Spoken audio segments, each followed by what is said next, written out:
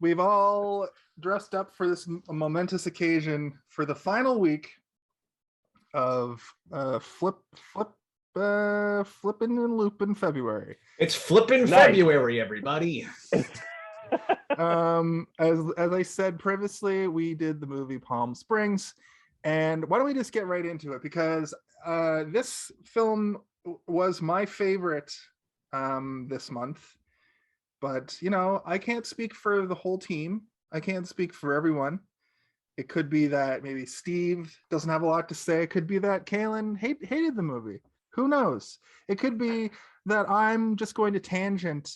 I'm just going to tangent. I get this feeling of anonymity with sunglasses on, and I do have the sniffles. It's just a little sniffle. I'm not on cocaine, but it does look. It does look like I'm on cocaine. I think I hear sirens in the distance. Jason, I think it's coming from your microphone. What's the that? Police are coming for you once again. You're going to jail. Police are coming in me. Dance? For all of you who don't know, whenever Jason puts on sunglasses, he becomes the ultimate pervert. It's true. Wait, what? It's like a costume. It is like a costume. Persona. Well, now that we've dispensed with the pleasantries, why don't we talk about our history with this movie? And we never do this. I'm the host, and we do what I'd want to do, so I'm gonna go first. Whoa, I didn't know that was an option. I know, right? I'm making it up as I go this week. So basically, I just saw a trailer for this movie in 2019, and then in 2020 I watched this movie. Do you guys know, did this come out pre-pandemic? Did this come out like in January 2020? Because I don't have that like connection that I have to like say Wonder Woman or Dark Phoenix that were smack dab in the middle of the horrible pandemic. Yeah, this movie came out in 2020 March. Oh, wait. okay. So sorry, wait, no. Wait, yeah. No, wait, that's Hong Kong. Why are you giving me Hong Kong release dates? So it'd be probably before that then. I assume maybe a little bit before that. Oh, that's 2021 too. Anyway, yeah, it came out at some point. As I recall, it came up pre-pandemic. I remember watching it with my wife and enjoying it immensely. November 9th, 2020. Oh, so never mind. I was completely wrong. It came out in the worst part of the pandemic. Yeah. When things started to get shitty again. Sorry, wait. That's when the movie is set. The movie came out on January 26th. Yes. 2020. See, that's what I'm talking about. Because this film definitely was pre-pandemic then. I was right. I clearly flip-flopped there, and I apologize to our fan. Thank you for watching. Where's Brian? Brian hasn't been around for these shows lately. He's like, hello, Connor. Hello. Yeah, so I'll push it over to Steve now. Steve, hey, did you see this one? Hey, I did. I saw this one. History. What history? Am I right? I had never seen this movie until 2 days ago. I had never heard of this movie before we decided to put it on our list for the month. I looked into it very minimally. I didn't want to get any spoilers. I didn't watch a trailer. I didn't dig too deep into it whatsoever. I saw Andy Samberg was in it, so I assumed there was some sort of Lonely Island connection, as usually there is. I know we've done one other Lonely Island movie so far. And the gap between this and Hot Rod is pretty vast in terms of growth for filmmakers, and you can tell. But I won't get too deep into the movie. First impressions, I wouldn't say it's my favorite of the four, but I also wouldn't say it's my least favorite of the four. So we all know, if you're a fan of the show, we all know how Steve felt about Boss Level, and how last week was an interesting episode. Go back and watch it if you're seeing us for the first time right now. Also, go back and watch last week, because it was a spirited debate. One of the most spirited yet. I don't remember it. Thanks. Thank you. I just remember all my points. I do like this movie though. I thought it was enjoyable, and something I probably never would have found otherwise, because I have never seen it recommended to me on any of my streamings. And again, I hadn't heard of it. So if it weren't for this month's theme, I probably either would have taken a very long time to come across this movie, or I never would have found it at all. So I will say that I was pleasantly surprised. So, Kaylin, over to you. Did you Well- see this one? hold on a second, Oh. Kaylin. I have a question for Steve just before we get to you. Oh, okay. Hit him. You said that there was a connection to Lonely Island. Yeah, Yeah, they're like they produced this movie, and they Oh, they also produced it Hot because Rod. it's I understand that, but Hot Rod was like historically written, famously written by them, and this movie was written by Andy Sierra and Max Barbakow, directed by Max Barbakow. So I didn't know they produced it. That's an interesting. That's why you come to Well, this. yeah, there's a title card at the beginning of the movie that says "A Lonely Island Production." completely missed it. But I This guy- apologize for nothing. Yeah. Yeah, no, that's the only connection that I didn't really look too deep into whether or not it was heavily constructed by them, but they have their own production company now, so Right. like their own Happy Madison, I guess. from what I heard, they did a few little rewrites, I think, or added a little to the Probably- script. Or whatever. Probably most of the jerking off jokes were probably Lonely Island. Sorry. Okay, so Kaylin, why don't you give us the same? Why don't you tell us if you've seen this? Hey, did you see this one? Hey, I will never give you the same. I will give you my version of whatever. This was, I think I saw this movie last year. I'm pretty sure, and Jason, I'm going to preface by saying my apologies. I'm pretty sure I saw you did a written review of it around when it came out, and I liked it, but I don't think I read it. honestly, nobody reads the writing on an Instagram post. I read some of them, and definitely more so now. But like, there was a time like, oh yeah, here's some love. Here you go. Thank you. But I saw that understand. you. I was made a confused. I was mention like, of "What do you it. mean you liked it? But you didn't read it?" And I'm like, "Oh yeah, you can physically like things without actually." Yes, so now I understand. Good old Steve, it's the year emoji 2022. It was You a can- different time. Yeah. But I didn't see it. Like, yeah, I didn't know what the movie was, and I watched it for the first time last year, like maybe 7 months ago, something like that, when I got Prime. I was like, oh, this is, because I saw like clips of it on, like, you'd see banners on, websites or whatever. I think is how kind of the first advertising I saw for it. Saw your review of it. Got Prime about a year ago, and that was one of the first ones that I checked out because I'm pretty sure it's exclusively on there. And for the most part, I tried not to be a pirate with my various entertainment viewings. Once in a while, there's a few that just, there's no other way to find them. I digress. This was, well, one, I was surprised. I didn't know the premise. I didn't know the gimmick.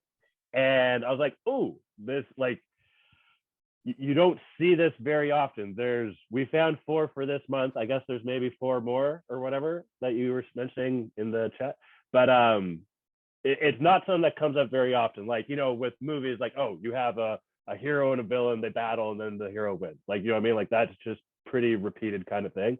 Like a day repeater. Like when you see it, the gimmick sticks out or whatever. So maybe that's why there's not a lot of them. But I was like, ooh, it was a pleasant little surprise of, oh, this is going to be a repeating day thing. And then you got Andy Samberg in it, bringing the funny, but so is this called mumblecore, Jason? I still don't really know what mumblecore is, to be honest. Is it when people just talk normal? Well, okay. So mumblecore is traditionally a genre that was created from the Duplass brothers. The Duplass brothers make movies. Like heavy dialogue or something? Heavy dialogue, but they talk like we're talking to each other. It's not like probably a lot of improv. I'm gonna look up the actual definition of mumblecore just to put it on record. You look it up. I'll finish this thought right quick. Okay. No, I found it. You found it? Yeah. The what was that? Yeah, so it's a day repeater. They kind of call out cliches though, like there's certain tropes that they kind of make fun of, which I appreciated, and I'm glad that we're talking about it today. Sorry, go ahead, Jason. So no, I interrupted you. So Mark Duplass, who is most known for being on the television show The League, him and his brother have kind of reinvented the Judd Apatowian Right. style. Yeah. To be more indie. Like Judd Apatow took indie movies and made them blockbusters, right? Well, he took those kind of blockbuster ideas that are indie ideas, and he brought them back down to the smaller screens. And mumblecore was sort of comes out of that. And the official like definition is, this can actually be applied to like a lot of indie movies, not just comedies and not just like romantic comedies, but mumblecore is a subgenre of independent film characterized by naturalistic acting and dialogue, sometimes improvised, low budget film production, an emphasis on dialogue over plot, and a focus on the personal relationships of the people in their 20s and 30s. And I think what this about is Kevin perfect. Smith movie? Kevin Smith did it, Judd Apatow did it, but the Duplass brothers movies are the ones that really brought this term into the film mainstream, I guess. And it was never really a genre. It was never really called anything before. I don't want to go into like Mark Duplass and his brothers like whole like discography, the filmography, but the League is a perfect example. It's a TV show, but it's a perfect example of that. I'm Rafi. Yeah. you look like Jason Mantzoukas, that's for sure. That sounds like a Greek name. Yeah, that's the name of Rafi in real life, Jason Mantzoukas. So I guess what I'll do is I'll quickly run down the plot and to bookend this month of films, I want to just point out again that we did 4 separate genres of time loop, and they were all very different, but 2 were similar and 2 other ones were similar, where this one is the closest to Groundhog Day, and the 2 we did in the middle, Live, Die, Repeat, Edge of Tomorrow, and that's the whole name of the movie, by the way. Live, Die, Repeat, Edge of Tomorrow. All you need is kill. All you need is kill. And Boss Level, those are sort of in the same genre almost. Here. Yeah. But this one, this one is a mumblecore romantic comedy that sort of is almost doing a parody of those other. It doesn't focus so much on the time loop element as it does the relationship between the 2 main characters. The first time I watched it, I actually saw Andy Samberg as the main character, but this time I saw Cristin Milioti's Sarah as the main character. So it depends on what kind of frame of mind you go into. You can kind of make an argument for either of them. You know what I mean? The time loop gimmick itself might even be the main character for all of these movies. So well, I think this is the only one that is split between 2 perspectives. Yeah, where you see something. I mean, there's that one moment in Boss Level. Let's just not talk about Boss Level. Let's not talk about Boss Level. It's a terrible example. Come on. But there is, there's equal, not equal, but there is screen time for Andy Samberg, as well as the other character, where there are things happening to them that the other person's not aware of, and we are as an audience, which means that they are given perspective, which means that they both have a character that is separate from one another. So we're privy to information for both of them. And I liked that because you get a time loop movie, and within the time loop movie you get a bit of a time travel, time manipulation thing, because you're cutting to like a point, the same thing happening on a same day from somebody else's point of view, so it's been the same day.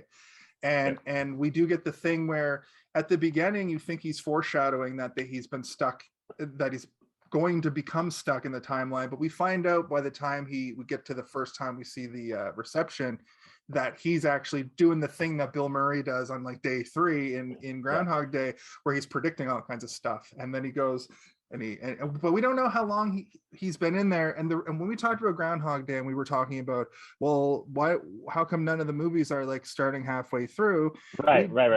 We did get to see the progression of that idea through the next 3 movies, where Edge of Tomorrow was another. We see the first day.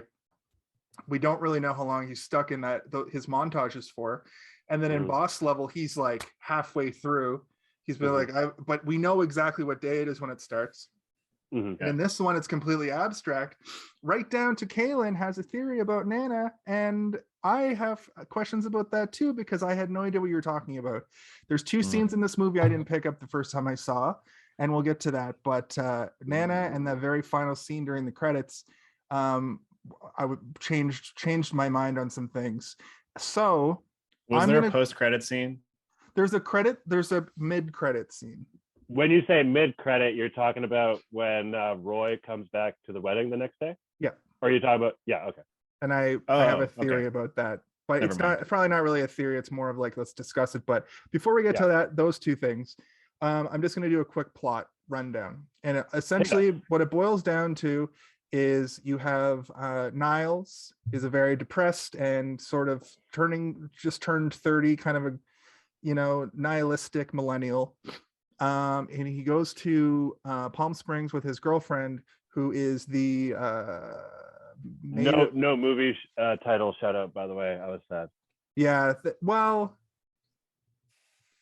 sometimes it's inappropriate, but I still like to hunt for them. I do have a suggestion for that, because later in the movie Roy says, my heart's here in Irving? in where he's from, and he looks at him, Irvine, California. Irvine, yeah. And he looks at Niles, and Niles makes the face like, well, my heart's in Palm Springs. And that's I know that's a stretch, but this is Jason's theory. I see what you're doing, like a nod to the title. Yes. Yeah, okay. So anyway, I interrupt. He's at a wedding with his girlfriend, who's the maid of honor, or she's just, I can't remember. I can never remember if she's the sister of the bride. Well, no, that's no, his girlfriend. Misty. His girlfriend is a bridesmaid. His girlfriend is just a bridesmaid. Yeah. And you see that they're in a relationship that is not fulfilled. And then we learn shortly after that he's stuck in a time loop, and he takes Cristin Milioti's character, Sarah, who is the maid of honor and the sister of the bride, takes her out to bang her on some rocks, and then he gets attacked by a mysterious man in camouflage, and is chased into a glowing cave. And Sarah follows him in, and then she wakes up the next day also in the time loop. So the bulk of the movie is a fun romp through this future couple, sort of becoming friends in the time loop, and they both, she goes through her like suicide phase, and then her reckless phase that we've seen in every one of these fucking time loop movies. But this time he's a Sherpa for her. He's sort of being like, I already did all this. We don't have to do this. We can just be here. We can be chill. And she says, you know what? Fuck you. This is all bullshit. I can't believe that you even want to follow me around and be my friend. I don't know why I had sex with you. And he says, we've had sex thousands of times. And she's like, what the fuck? You told me this was the first time. And he's like, whatever. And they split. Whoa. Before you just say whatever, he did kind of have a nice, like that little moment where it's like, I should have told you, but I didn't want to. So I did. Like, I actually kind of felt like it felt genuine to me, that little. It wasn't as gross as Bill Murray. Right. I will say, because this character actually redeems himself by the end. Okay, but also Bill Murray's character, maybe he did explain that to Rita a million times, and Rita doesn't remember every single time, whereas she now will remember. Oh, touche. That's the main difference, is that Andy Samberg has other people that are looping with him, where if he gives them any information, they'll retain it now. So he also has to deal with the consequences of the fact that he manipulated a time loop to have sex 1,000 times. That's a And then good all of point. a sudden, the person that he had sex with will now know that. If So he he's hadn't- probably nervous to say, "Yeah, I might have done this a lot," And I think which about is it, if he hadn't gross taken and scary. if he hadn't taken her that night up to those rocks, Yeah. why would you ever take a date there? Something. Why would He's you take a- probably taken her there before, or That's maybe a- he yeah. was so loaded. I that was he thinking like, about "All right, that, I'll but, do it like- on the rocks." Anyway, I'm Yeah. almost done. So essentially what happens is she bounces, but he doesn't actually know where she's staying. So he immediately checks her room, and he starts going through his like a depression phase where he's just going and partying every night and just trying to be depressed, kind of like how we meet him. And then one night he's in a room with like a couple of the groomsmen, the groom, and the like party boy minister is what I kept calling him in my head. He's dressed in a hilarious like western suit, Yeah.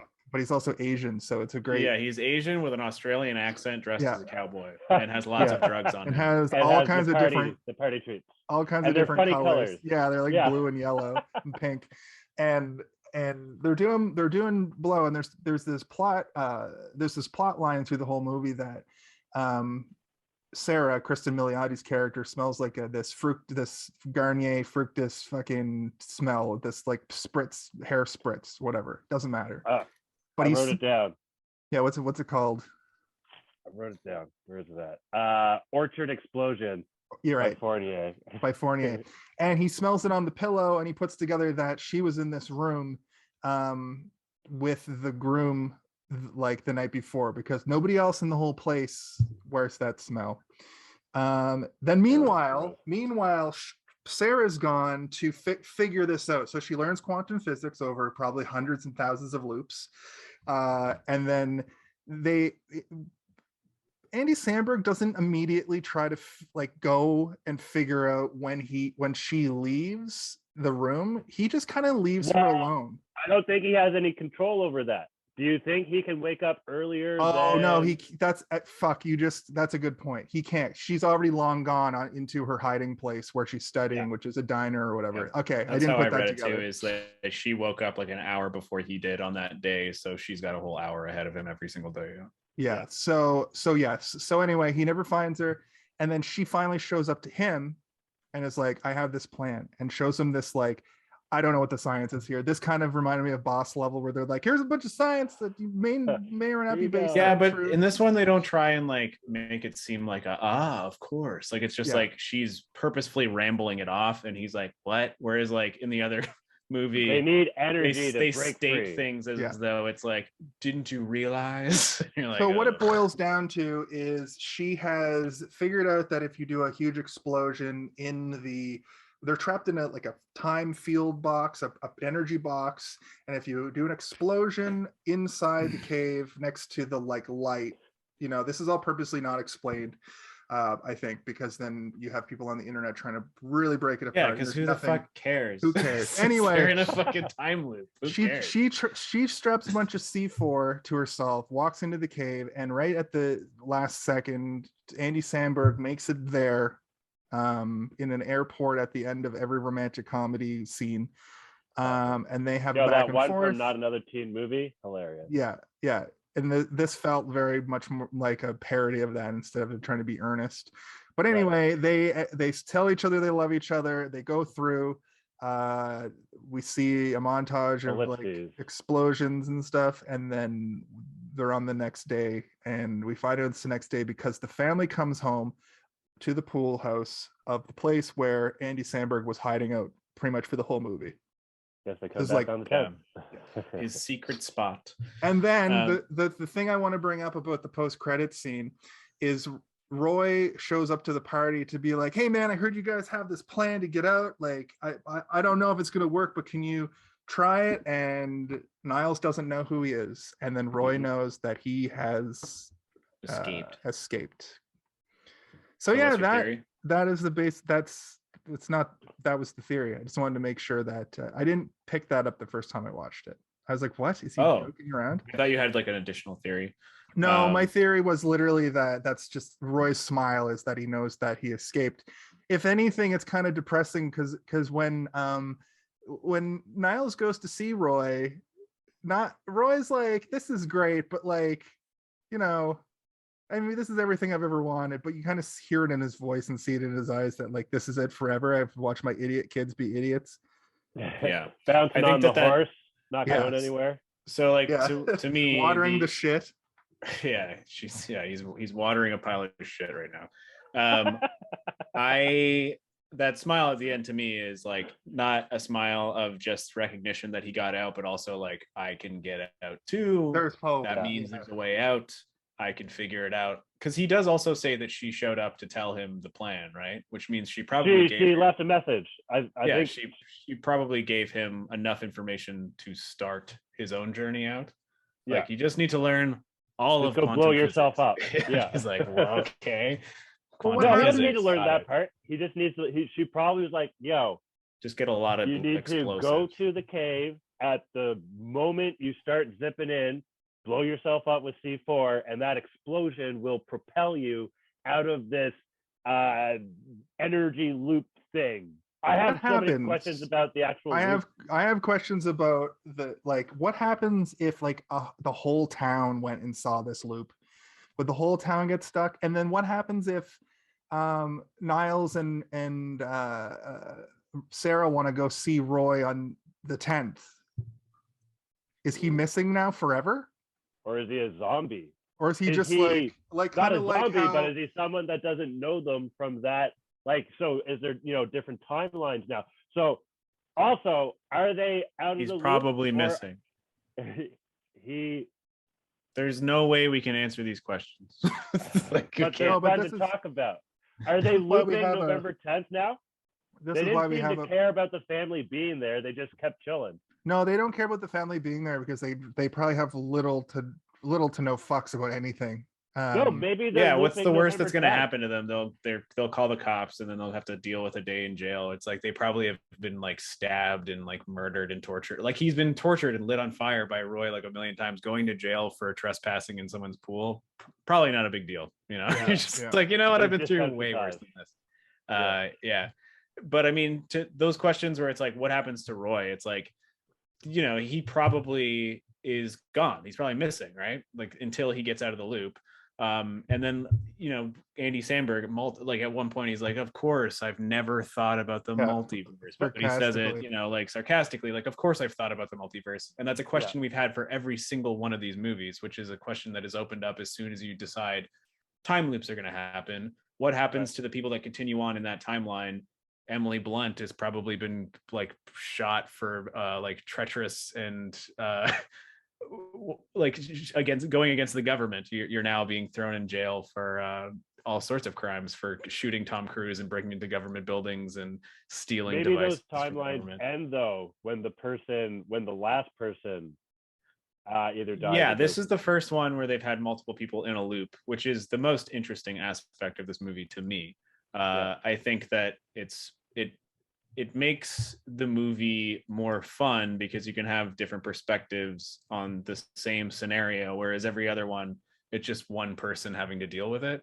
The Edge of Tomorrow is the closest, where Emily Blunt went through the same thing, but she got out of it, right? And so she doesn't have the perspective of like, well, what about if we were both in it at the same time? That's a little bit too complicated. This movie is not really dealing with the complexities of it. It's just sort of like, wow, now there's two of us in here. Fun. Where I would also Edge of Tomorrow, since it is a sci-fi movie, you have to make the reason why they got into it simplistic, because the rest of the movie is using actual science. Yeah, but I mean, like a lot of the science in these movies is just like they looked into time travel for a little while and they're like, is it possible? I mean, theoretically it is, but we could probably never do it. But let's just use mumbo jumbo to like make it make sense for the plot of the story. I have one question about the like ridiculousness of the cave. That it's like he says it's our ancestors. No, it's the answers. What?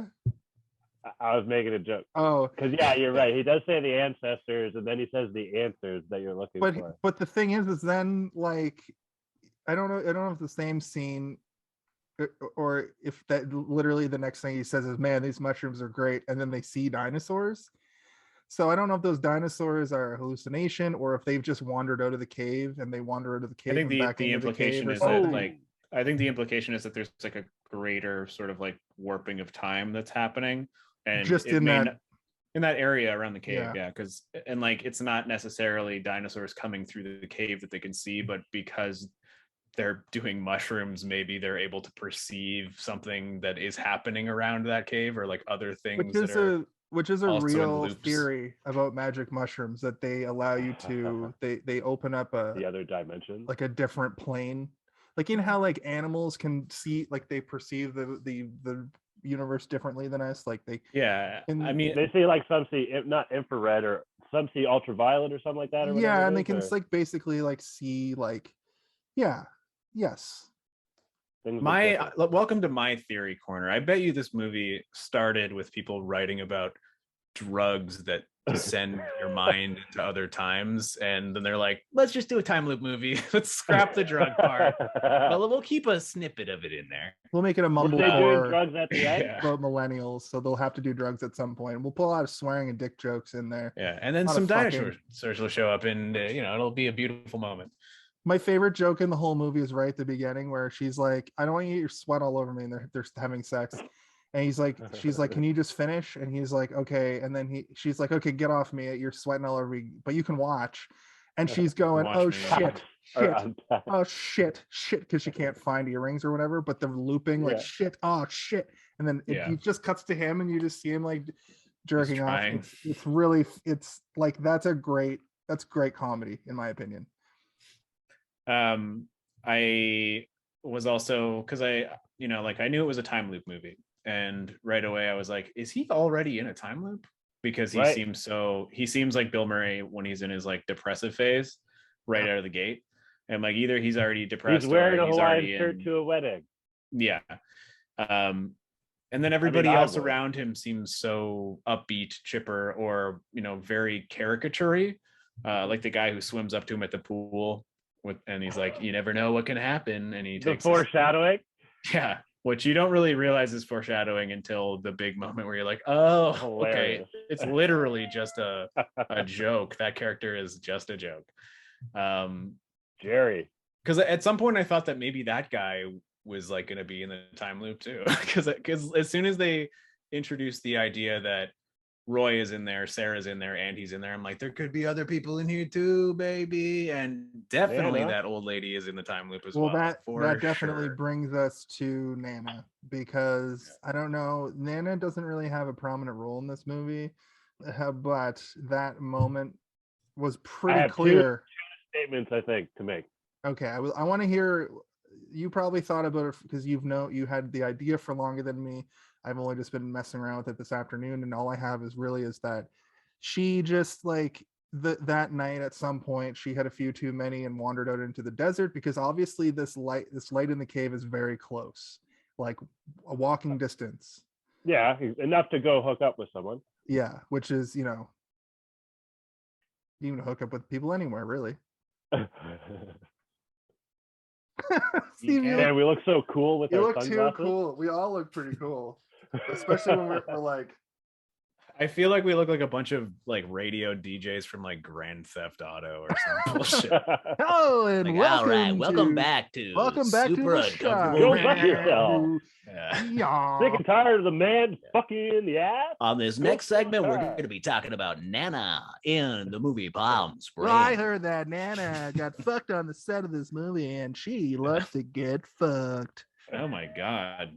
Can we say that on the radio? Probably We're not. on Sirius satellite radio. But who Shit fucking ass cares? dick. Yeah, now it's over to Brian with traffic. It's busy. Yeah. Gridlock. Okay. Nana though. Nana. So check it. She says, she has like two scenes. She has a scene at the beginning after he does his speech to her, or the speech to save her from doing the speech. Yeah. She's like, I've seen more weddings than you can imagine or whatever. And that's the best speech or whatever. So there's that little kind of like inkling, but that could just be like anyone could say that, right? And she's an older person. She probably has been, even just in a regular life, more weddings than a younger person. But then at the end, now correct me if I'm wrong. Oh, I will. Thank you. Sarah, I don't believe ever told her that told Nana that her mom was dead. Also, she makes the comment about, well, I guess you're going to be leaving now or whatever. I wrote it down actually. Where's it at? Blah blah blah blah blah blah blah. Where did I put it? So just Nana, I suppose now that you'll be going soon. So basically, if someone's in a loop, if they're in a loop, anyone who's not in a loop basically does the same shit over and over again. And when you see someone do something different that wasn't as a result of something you did, like they did it on their own different, then you know they're also in a loop. yes. And so when she finally, because Sarah never did, she never did the speech or whatever. So at the end, she finally does the speech or whatever, blah, blah. That's like her. She knows that she's in the loop, and Nan is also in the loop. Cool. That's a great theory. I like that. And I this movie, this is a rare time when I almost wish this movie was a little bit longer to put a little bit more into exploring. Like, I want to find out that there's like a bellhop or a fucking waiter or some random tertiary character that's also Nana. Like at the We got loop? one. It's Nana, man. no, I know, but like Ooh. another one, like a more like and explore them more. Give me a 10-minute like I was very excited when I realized that, oh, he's in the loops, and then he's also in the loop with somebody else already, and we were going to be exploring the loops through a third person. Like, it wasn't just going to be one person right, explaining yeah. loops. There's also another person. It kind of reminded me of the Watchmen TV series where Ozymandias has like the hunter that's hunting him, and I'm like, oh, cool, he's got a hunter. And then when I realized it was J.K. Simmons, I was like, oh my god, this is going to be amazing. I kind of wish there was more of that, but it was interesting to me that, you know, he's doing the smelling at the party, and then she shows up. Do you think and, that was? Did he actually have a special nose, or do you think he? No, just... he's been in the loop for a million years. He just knows the smells, man. Okay, So okay. he smells something, and then she walks up and he names her hairspray. But then later he's like, I knew I smelt you, Roy. And he's like running away. And so he was just smelling Roy. Like, how pungent is Roy's odor that he smelled him at the wedding? I know my dad has a smell, and it's not like a bad smell, but I know my dad's smell. For instance. Oh yeah, I know. Yes, of course you would. Yeah. So if you smelled people enough times, you do have a smell memory that appears when they're near you. Yeah. They make it very clear that Roy is like a man who likes to put on a suit and wear a hat. He probably has an extremely pungent. I like your hat. Of course you do. Of course you do. He probably has an extremely pungent aftershave. That you could. The shot of Andy Samberg, just like his face, and then he smells, and like he's got a mountain of a face. I love it. They both do, but J.K. Simmons and Andy Samberg both have incredible bone structure. Like, it's just like. And also, is it Cristin, right? Cristin Milioti. She's one of my favorite actors ever, and she only appeared on the scene as spoiler alert, the mom on How I Met Your Mother. Ooh, was it? Oh yeah. So see, I could see Tim Burton liking her. When I I can see her. She has like a Tim Burton. She has giant eyes. She has giant eyes. Exactly. And a giant amazing. You know what I was thinking? If they gender bent the Joker for a Batman, she could play the Joker because of her fucking mouth. That's interesting. I like her mouth too. She's got just like a very nice smile. Yeah, and she does. So there's a few actors in Hollywood right now that do very significant eye acting, and one of them is Alison Brie, and the other one is what's her name, Judy from fucking Ozark and Inventing Anna. Judy Garland. No. Oh, sorry, I'm thinking a few decades ago. Yeah, you're thinking somewhere over a rainbow. The wrong era completely. The person that I'm talking about is Julia Garner, and she does significant eye acting.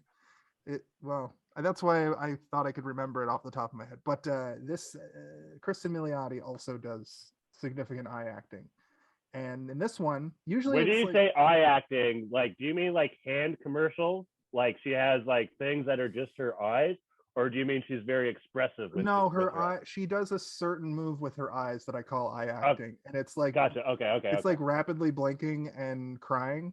She doesn't really Okay. have that persona in this, but in other things she does. But her eyes are very prominent in everything she does because Right. she's Well, a great they're eye on actor. her face. That's true. And this one I like the characterization of Sarah because Sarah is very much the same character as Niles, just a decade before. If she had been trapped in the time loop for as long as he perceptively has, I assume he's been in there for a while. She might be as nihilistic as him, but I feel like both of them going in had some Girls are more mature though. That's why she found a solution and got. Well, yeah, that's why she was like, Girls get it done. I want to get out of Exactly. here. And he's like, what if we stay? But I also like the declaration of her being like, let's get out of here together and be together. And him being like, let's stay in here and be together. Yeah, it was a good. It's a good romantic like moment that's not too overused. It's they wanted the same things, but it shows their character. It shows who they are as people. She wants to grow old with him, and he wants to party and be stuck and do wacky shit and be a kid. I think that he was also frightened of going back because he has been in there so long, right? Well, he says to her, like, don't do the psycho stuff because that stuff stays with you. That will and Bill Murray actually alludes to that, and I think there's a bit of that in Boss Level as well, where it's like, I've killed these people over and over. I've killed these people over and over, and that stays with you. No, there was no character development in Boss Level. I think it's not character growth, but I think he says it. I think he says it at some point. Stuff stays with you, man. Well, maybe he said it. Frank Grillo. I think it's also interesting. Andy Samberg, one moment for me at least, when he reveals something, I was like, whoa, that he has been in here a long time. And it's, like Bill Murray, I think he says like, I don't know, maybe 10 years, maybe 1,000, I don't know. Tom Cruise, it's like, he goes over and over again, and like he becomes so good at fighting that you assume he's been in there for a really long time. Boss Level, they literally give you a timer because it's a movie for dumb idiots. And then this movie, do you think the time would be kind of fast tracked though? Like, so for a regular year, like think about your regular year, you take breaks, you know what I mean? You don't do the same thing every day. Do you think they're constantly doing the same thing every day? Or do you Steve, finish your thought. You get tired of it and need a couple days for a break? So okay, but anyway, Kaylin, hold on a second. So as I was saying, the other three movies have they imply how long it's been, but they don't directly say it, or they allude to it, or they don't even know. This guy's been in here so long that he doesn't remember what his job was before he was in the loop. Like, think about how. Do you think that was a genuine moment? I think it was, and I think that is meant to tell you how long he's been in there, that he actually doesn't remember much about his life before being in this wedding loop. And I think that's way more telling and more powerful than in any of the other movies where Tom Cruise, I think, is the other one that is the most compelling because of how good he is in combat, where he can fight even without it being a loop. Like, he's learned so well how to fight these things over so long that he can fight them. In this one, he has forgotten what his life was before, which is like, think about how prevalent your job is, or any job you've ever had. Yeah, like, you can remember every job you've had, right? My first job, and I was 16, and I can remember. But have you ever had a job that you forgot about? Like, I don't think I've ever had a job I forgot about. And I think that it would take a very, very long time of doing the same thing for me to forget any of my jobs that I've had. I would say it's likely he had been in the loop for like a couple hundred years then at that point, for you to forget what your job was as an adult, as a 30-year-old man. This isn't like he's forgetting like what he did in high school to like make money. He was 30 years old and then got stuck in this loop for so long that he forgot what he was doing. What his career was. Comment, the million, your happy millionth birthday, dipshit, or whatever. Like, I'm not that old, am I? Like, there was that little kind of nod to it as well. Maybe that's legitimate. I think that was also like her dig at him being like, you don't even know how long you've been in here, so I'm going to assume it's a million years. Yeah. But I mean, at the same time, it could be a million years. And I really liked that moment a lot. The fact that like he can't remember who he is, which is probably one of the reasons why he's so scared to leave, is that if he leaves, he's like, what do I do after that? Do I have to remember my bank code? Do I need a valid driver's license? How long do you guys think you could chill in a loop for? Because that made me think about it too. Like he's got a point, like going back to the real world where there's consequences and death and famine. I think that's the point of these movies, though. You raise an interesting point, Kalen. I think that like that is the point of these movies. This sort of trope is what would you have to relive over and over again to like significantly change you as a human being? Well, here's my main problem with this particular loop. Why I wouldn't want to be stuck in it. But I thought you wanted to redo your wedding. First of all, yeah, but if it was Jason's wedding, it would be a different story. This guy probably woke up super hungover. Okay. Every time he wakes up, he's reminded of him catching his girlfriend, who on the first time that he woke up didn't know she was a cheater, knows that she's cheated on him now a million times. He probably liked this girl somewhat. What do you think his first day looked like? The first time he did it was probably the normal, one of the days we see that's just like a regular, he goes, like he has the suit on in that post-credit scene, like he probably goes to the thing, probably has a shitty time, probably catches his girlfriend cheating or thinks there's something wrong. Drunk. And then he gets wasted. Wanders off to finds the cave. He probably wanders into the desert drunk. Yeah, that's a fucking good point. He probably saw his girlfriend cheating, got pissed, lashed, went into the desert, found the cave, wandered in, boom, wakes up again, hungover because he's clearly a drinker. Like, I don't think Well, I think the drinking was because of the loop, though. No, like, but you know what I mean. He seemed like he was he was the kind of guy that was like not going anywhere in life anyway, because his girlfriend's pretty shitty, you know. Like that's the impression. I got the impression that this character was like this before the loop, too, and that's why he loves being. Yeah, it's probably like a more caricaturized version, right? Like whenever anyone's at a wedding. I've only ever been to one destination wedding, and it was your wedding, Jason. And it wasn't really a destination wedding. It was like destination Nova Scotia. Hell, I mean, it still is. I had to travel, and it was cool as fuck. I'd never been to Nova Scotia before, and I really liked it. So my assumption is that he wakes up on this loop every day, hungover, to his shitty girlfriend, who he knows is a cheater, saying, nice "Wake leg. up." Yeah, and then. So you think that he got drunk the night before as well? Probably. It was what was the thing before the what do they call it, the dinner? The dinner. Yeah, what do they call it? The rehearsal. The rehearsal. Yeah, the rehearsal. Yeah, I'm definitely getting drunk for the rehearsal. I got to rehearse what it's going to be like getting drunk for the wedding. Yeah. So I think that you wake up with a certain amount of the previous day, and and I'm convinced that he woke up every morning hungover, looking at his shitty girlfriend. Sometimes he was like, I guess I bang her on this day a bunch of times. Like probably on the first time I banged her, and then now he can't get off. I do have a question about the night that Sarah gets stuck in the loop. He basically, like, they're about to have sex. So does he wake up super horny? Does horniness carry over? And then he has sex. My favorite thing is the underwear. I felt so attacked by that line. Does he have that sex with his soon to be ex-girlfriend that next morning, and he's able to finish because he was basically edging with Sarah the previous night. Anyway, these are just things that go through my head during the movie. This is the kind of podcast I want to have. It's a sex comedy. Again, I can't answer these questions. You're a sexual being, Jason. I do think that, like, in each one of these movies, we have had this sort of like thought before, which is, yes, you wake up exactly how you would have woken up that day based mentally, on your action, like psychologically, and physically based on what you did the day before. So if you did drink a bunch, you would be hungover every single time you woke up. Do you think hangovers carry over the way that, like, not from that day, but from the 8th, day before, if he had a hangover from and the that's 8th. what I mean. That is what I mean for this theory. But do you think that since hangover is it is physical, but there's a lot of psychological elements to it.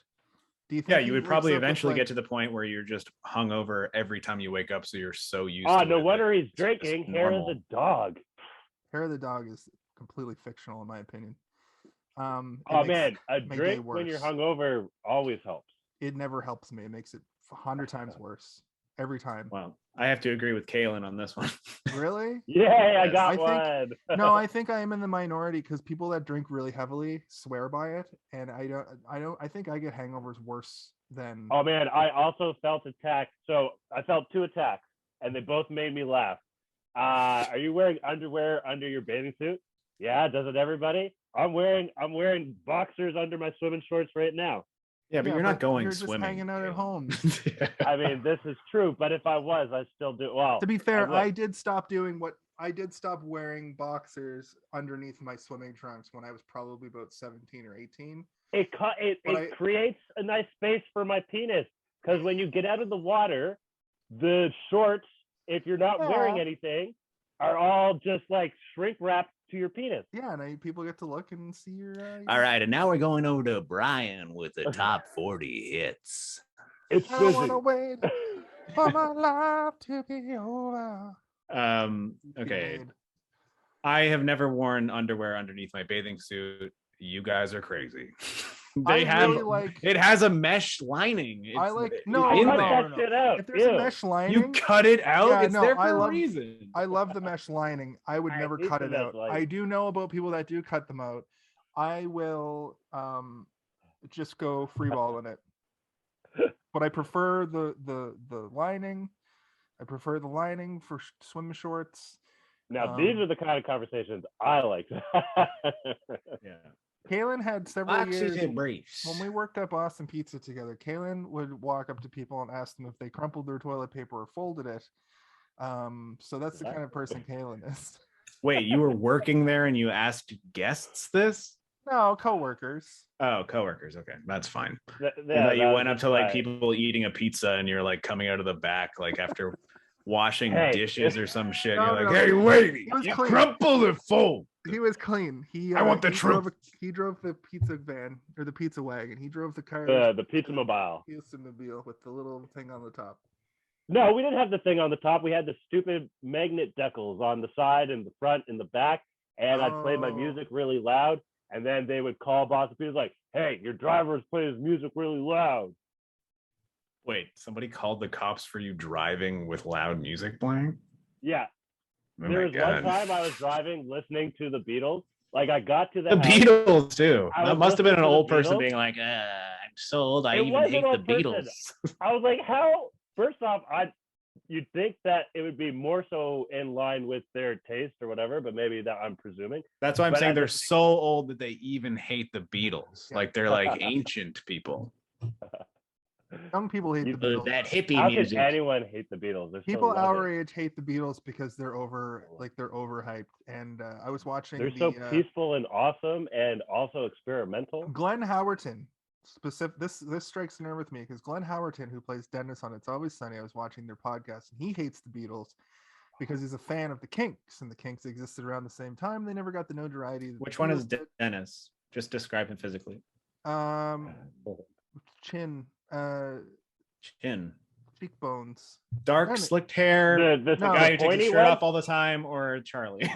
Not Charlie, not slick back the hair. pointy one with not the dress shirt? bird. The pointy one with the dress shirt. Yes, Okay, yes. Dennis. Guy who is a gym teacher, or not a gym teacher. He's in another show. He's where on he's a teacher. AP Bio as a Oh, AP Bio. Is that teacher. good?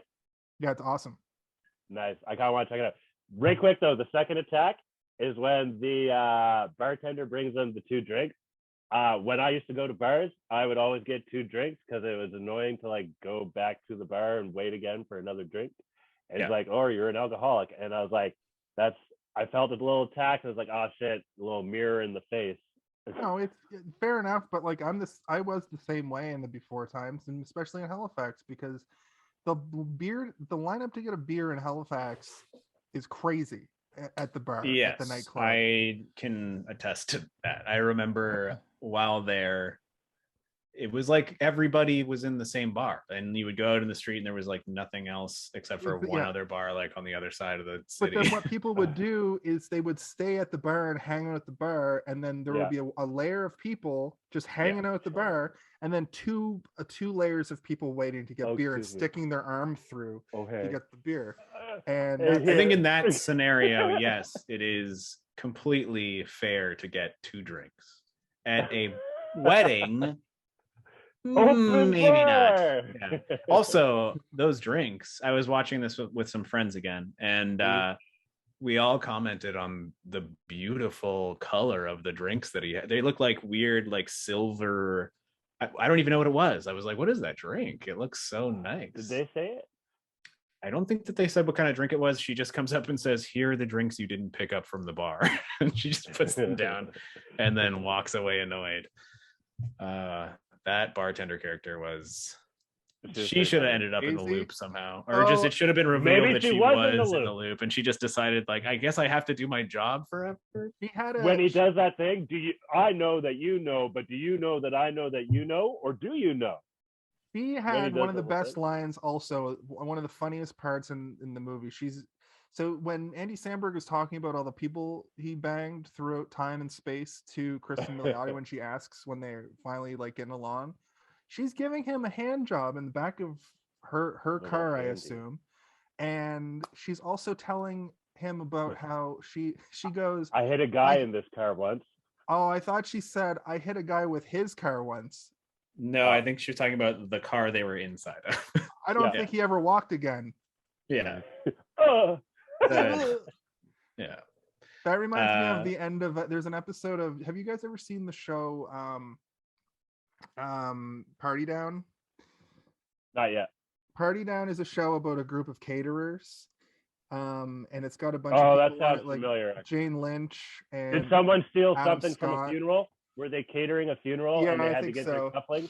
But the main character is played by Adam Scott, and he had like a 15 minutes of fame thing where he was in a beer commercial and he said, "Are we having fun yet?" And the same scene is basically playing out where he's getting a handy from like this girl at one of the parties, and then she's like, "Can you say the thing? Say the thing." And he says, and then it cuts to black, and she just hear her go, "Ooh," like he jizzed. So that's what that reminded me of, and explaining it now made me feel gross. So don't worry, we all feel gross. We're at 1 after hour. That. We're at 1 hour here. We're very concise this week. We were on time. Our technology all worked on the first get-go. So what do you guys want to do? Do you want to keep talking about this, or do you want to take her home? Buddy? Yeah, I think we've got some other things we can talk about. Yeah.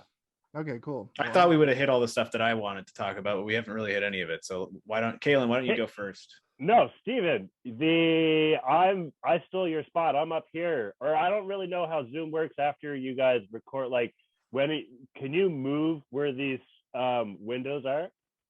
I can. I can move them. Yes, I can move them. Oh, yeah. And you can move them too. Not after you've recorded though. That's what I mean. Like, I'm moving mine right now. But it looks the same for me.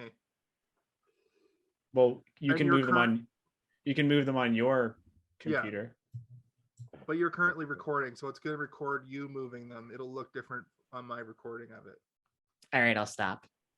No, you do. I want to know what Kaylin's question is.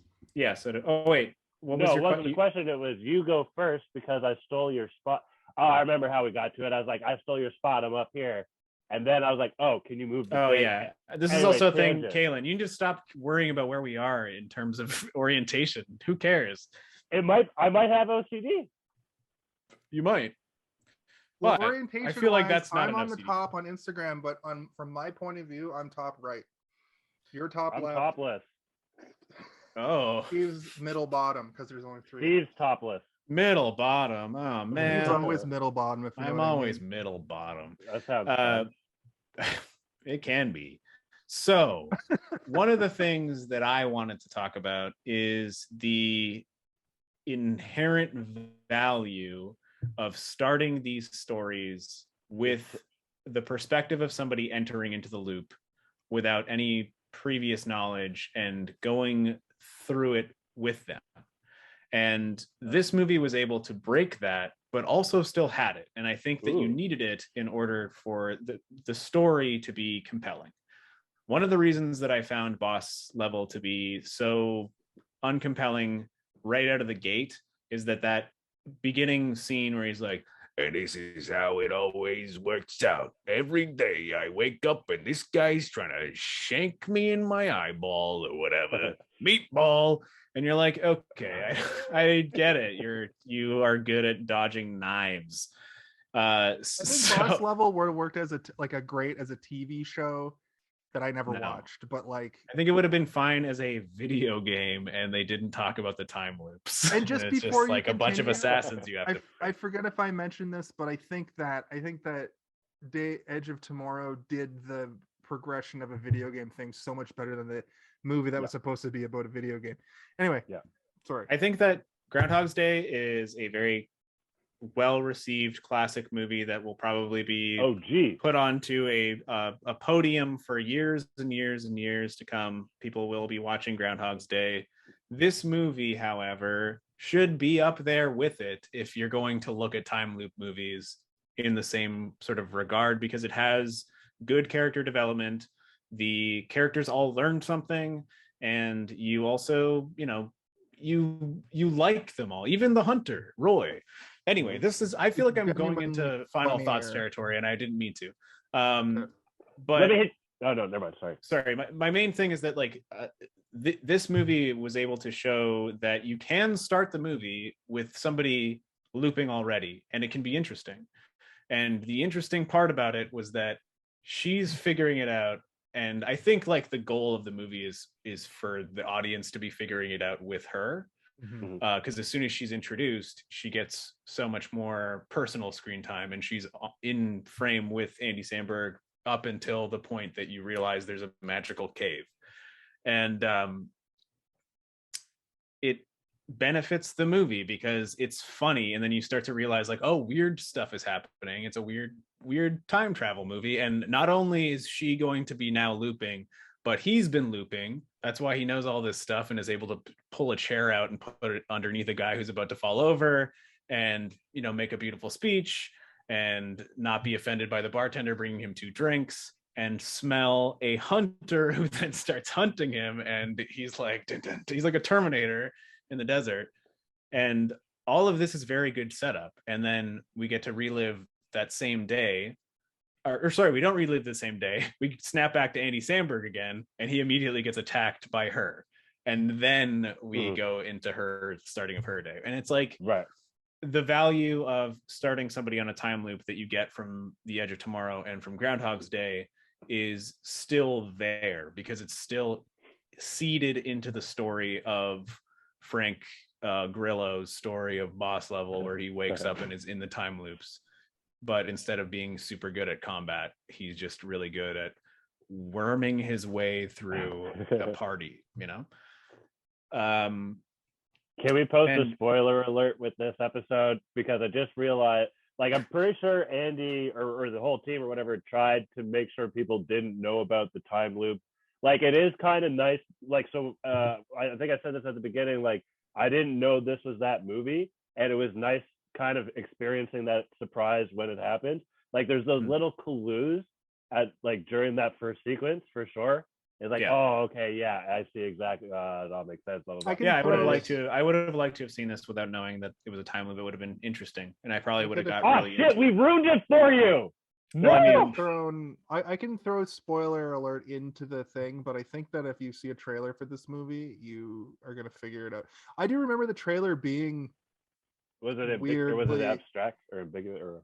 Not I think it was you see a trailer for the movie and you're like, what the fuck was that? And why is Andy Samberg and Cristin Milioti in this drama, this dark dramedy, and then everybody on the internet was like, it's a time loop movie. So I think that if you know what Palm Springs is, you're gonna know it's a time loop movie, but I don't think it's our place to really throw around, especially when we've said for every single one of the movies this month, welcome to Time Loop Month. I think the ship you're right. sailed. It's too late. I think the ship has sailed on that. Also, we went into it's February, revealed like, very early in the movie. It's not like it happens midway. Yeah, it's like within the first if 10 you've minutes. seen Groundhog Day, you know that it's a time loop movie when he puts a chair down and a guy sits into it. Yeah, basically. I think that also like yeah, go ahead. No, I was gonna say when he makes that, he doesn't talk about Groundhog's Day, but it's like, oh, it's one of those. I wrote it down. Infinite time loop scenarios you've heard about. That you heard about. Yeah, exactly. Yeah. I thought he was gonna say a la Groundhog's Day or like something like, just to be like, you've seen the movie Groundhog's Day. It came out in the 90s. So. I like that they omitted or like they didn't like mention it, but at the same time, I like when movies acknowledge movie. It's like when you watch a movie and someone does something, and you're like, "Have you never seen a movie before? Why did you do that?" Remember the scene in Raiders of the Lost Ark where the guy shoots the guy? There's a good there's tipping your cap to a movie, and then there's like Emilio Estevez, the Mighty Ducks man, and then there's trying to say that you're better than another movie in a jokey way, and it comes off as you being like, yeah, but I'm better than Liam Neeson, Academy Award winning actor. Remember the movie Taken? Fuck that. Does he have Academy Award? I assume he does. He's been in so many. I don't think he has though. Oh man, why does he keep making revenge movies then? Because he wants revenge for never winning an Academy Award. There should be one where he takes revenge on the Academy. That sounds hilarious. You guys know the Goonies, right? Of course. I am familiar. I don't know why, but when he's in Abe's room, and then Barry like, hey, you want some of this? He buries his head in the pillow, like hard no, and then he like he can smell it. He's like comes to the conclusion, and he's wearing his shirt. For some reason, I think of Chunk from the Goonies. I think it's because he's wearing a Hawaiian shirt. Yeah, exactly. Okay. I can safely say didn't remind me of the Goonies, but here we are. It was a nice Hawaiian. I love Hawaiians personally. When she's throwing the beer at him in the pool, it almost felt like a tip to like action movies, like when there's bullets, like. Yeah, my buddy Matt said the same thing. He's like, it's like he's in Normandy, only it's not nearly as threatening. So just sorry to interrupt, but to answer your question about Liam Neeson, he was nominated for Best Actor in 1993 for Schindler's List, and he's never even won a Golden Globe or a Tony. Oh. He won a Chicago Film Critics Association Best Actor Award in 1993 for Schindler's List. And he won Best Actor for the Evening Standard British Film Awards for Michael Collins in 1996. Well, then I rescind my my statement of Academy Award-winning actor Liam Neeson. He just seems like he would have one. Academy Award nominated. It is. There we go. Nominated in 1993. 30 years ago. Right. It has to be real. It has to be true. I can't believe that. That's crazy to me that Liam Neeson hasn't even won. He'll get one of the lifetime achievement ones. They'll be like, and we, the Academy, honor Liam Neeson this year for all of his amazing roles. Taken 4 through 7, Taken 6, nominated for 18 Academy Awards. Taken 6, best score, best editing. Well, that's what I was gonna say. Like, I would to go back to Liam Neeson's story for 1 second. I'm pretty sure Phantom Menace won something. Like it probably won like best like special effects or some shit, or best costumes. It was probably nominated for a few things. I don't recall if episode 1 was going to win stuff, it would have been technical achievements for sure, but not acting, unfortunately, because there was no main character. Nobody knew who to grade what on. They're like, who's the main character in this movie? Jar Jar? Yeah. He doesn't show up until like 40 minutes into the movie. I guess it's it's kind of Obi-Wan and Qui-Gon Jinn traveling around doing shit, I guess then. Yeah, but they're Jar both Jar sort of like the whatever. Boss. And then the Queen shows up and you're like, is the Queen the main character? And they're like, maybe, but then here's this kid. Yeah, there's no main character. It's hard. It's like a pilot episode of a TV show. It's also kind of an ensemble cast in that respect then. Yeah.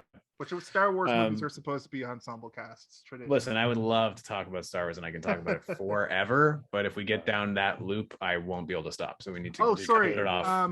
Phantom Menace did win a pretty significant award. It won the Satellite Award for Best DVD Extra. Ooh, I wonder what that extra was. It was best hidden extra too. You had to like scroll and like find like a hidden icon or something. You had to wait in the menu of the DVD for 14 hours for Jar Jar to pop his head out and go, "Me's a horny." He goes, "Whoopsies!" And you're like, "Aha, gotcha, you Gungan bastard." You made a reference to Full Metal Jacket, and you made a reference to Mortal Kombat, and I don't think anybody's ever probably referenced the Phantom Menace or Jar Jar Binks in relation to those two properties before. So I think we should win a we have now this one award for. I'll make it an award for you. Sounds like it's going to be an insult. Welcome to the Dumbest Thing Awards.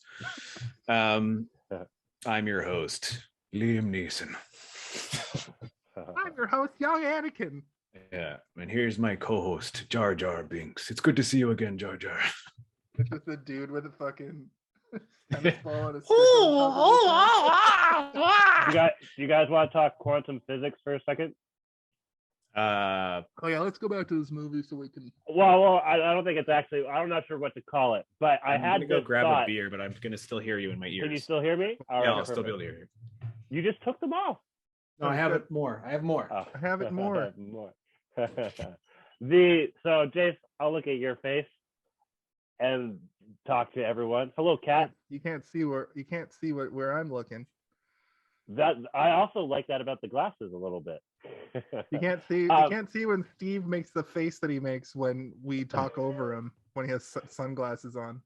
I've been seeing it. You mean this one? Yes, exactly that one. But okay, so what do you? I've been making it the whole time. I know. So I'm watching the movie, and one thought I have is, oh, what if someone dies sooner, so they have more days than the other person? But then I realized, regardless of when they died, they still both wake at the same time. I think that person just stops and is frozen until it's a black void until everybody wakes up. Everybody wakes up from the loop, and I do especially like that you can just end your day whenever you want, not by suicide like we've seen in every other movie, but you can just walk into that cave and be like, "Fuck this day, I'm going to the cave." And yeah, true, yeah. I did like that because then we didn't have to see people kill themselves over and over. We didn't actually see it too much. Just Cristin Milioti jumps in front of the truck, and I think in one of the like flashback montages of Andy Samberg. I think it was also because one of the sort of tropes of Samberg, Niles, I should say. His character didn't like hurting people and didn't like hurting himself, and talked about how he killed himself so many times. Yeah, he had rules. He had created rules over time, and that's also a thing that I liked. And one of the big things about The Edge of Tomorrow is like, they had to start playing the deaths for comedy, because if they kept making them gruesome, then at the end of the movie, any kind of real death would not have the same weight to it. And I think that they probably went out pretty early on saying like, we shouldn't have too many deaths, and if we do, they should feel consequential, or they should feel like they weigh on the characters. Mm-hmm.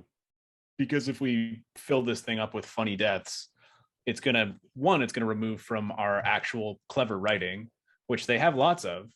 And if you have these slapsticky deaths on top of that, people are going to walk away remembering those deaths and not thinking about the dialogue that had been written, carefully written and well written, I should add. And if you had too many gruesome deaths, then people would walk away thinking about how vile the movie was and being like, this is a sad movie. And it is kind of a sad movie. Like, I was feeling stuff at points, appropriately so. Yeah, some depressive thoughts can definitely conjure up from. I mean, like I couldn't imagine doing something really horrible to somebody that I care about, such as cheating on my sister's cheating with my sister's fiance, or not. I guess she's not cheating, but she's like causing him to cheat. Which is like, you know, imagine waking up every single day and having to look at like a really horrible decision that you had made over and over and over That and was over part again. of it too. She didn't experience it for nearly as long as but the good thing about her timeline is she wakes up while he's in the shower, so she can just bounce every time. Yeah. But did you guys wakes notice up, how she was sure to ask Niles if he hooked up with her sister? Yeah. Like almost to relieve herself of that guilt. Yeah. But You know there's what I mean? no way he could have done that even in a Groundhog Day scenario where he just like, because every moment of her day is taken up with the wedding. So there's no. What about Kitchen Confidential? That chick just got married and hooked up with some guy in the kitchen. 5 minutes into the book. Oh, but that's Anthony Bourdain just wrote a book about his life. That's like one instance situation. I was so confused, Jared. I was like, what the fuck are you talking about? Kitchen Confidential is a fiction story novel that he wrote. I think it's also sort of like written into the story that in this story that the bride is like a very selfless and caring individual. Yeah, she gives bone marrow. Like she's supposed to be like an angel. When she broke her teeth, man, that hits me so every time. I love it. I jumped every time. Actually, that's one of the funniest lines for me is when the doctor is like, the dad is like, this dentist glues teeth. It's like, what the hell? The chaos of that scene is so good too. Yeah. Where they're all in that room and she's crying and there's blood everywhere and the teeth are on the table and then Cristin Milioti pukes. Like I fucking love chaos like that in movies. It makes me. It reminded me of Meet the Parents when he volleyballs the bride. They're playing water polo and just smashes her nose. It brings me to a question. We did a question I think it was the first one, Groundhogs, where Jason, I think you asked like what day would you want to like relive. I want to bring back the question, but I want to change it to what day would you change or redo, like to fix or whatever. The reason why, Kaylin, this is a question you should ask previous to the show. Not, do you think the old lady's in the loop? Like, this is a question I need time to think about. Okay, Kaylin, I'll go first. I'll go first. 100 days that I would like to do over and change how they went down. I have, I think, 2 or 3 main ones, maybe 4. There's one. So the segue into this question. One day that I wish I could go back and change was when I broke my 2 front teeth. It was not the same as her situation, but I'll tell you one thing: teeth are expensive and it's annoying. Yeah, my sister did the same thing. I think that she would probably redo that day as well. I remember it was pretty brutal. I remember getting a phone call from like one of her friends' parents, and she's like, "Hello, who is this?" I was like, "It's Stephen," and she was like, "Is your mother there?" And I could hear in the background my sister like, "Oh my god, oh my god!" And I'm like, "What "What's are the going odds on?" She was wearing a cape and jumping off of a teeter-totter. Not far off. Oh yeah, really?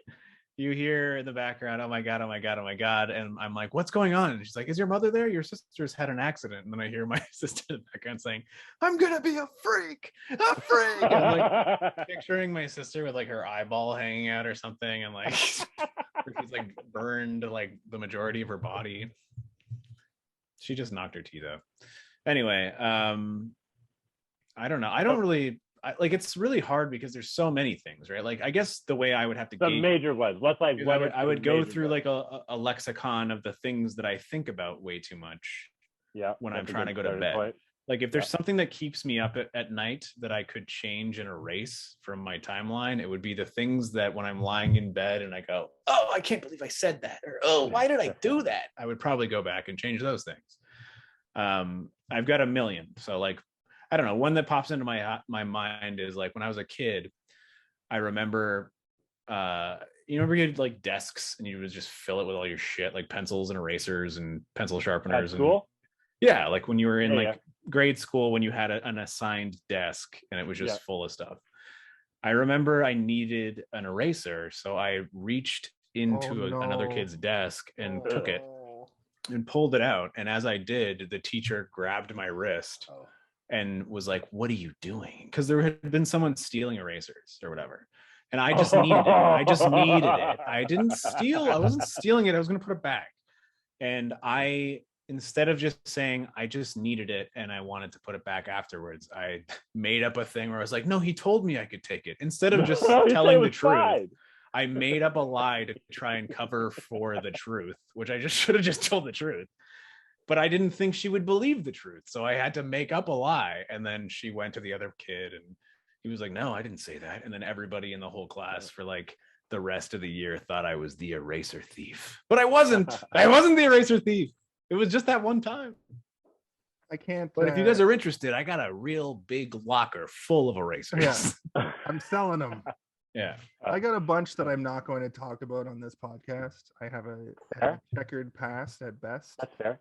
But the two major things I can think of is when I was a little kid in like summer camp, we went on this like field trip and the boys got a frog and put it in a plastic bag and we all took turns bashing it to bits.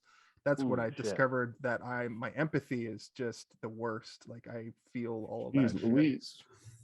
That's rough, man. That's real dark, right? But I never did it again, and I fucking have empathy for animals and stuff now because of it. So that it's kind of a dumb white kid thing that you have to learn, and if you don't learn it, you're kind of a psychopath. So it's good that I, never repeated that. The other one was when I was in like high school. Me and a bunch of the homies were just walking around downtown Halifax, bumming cigarettes off tourists and stuff. Sharking. And it's all fine. It's all good. Like that part was fine.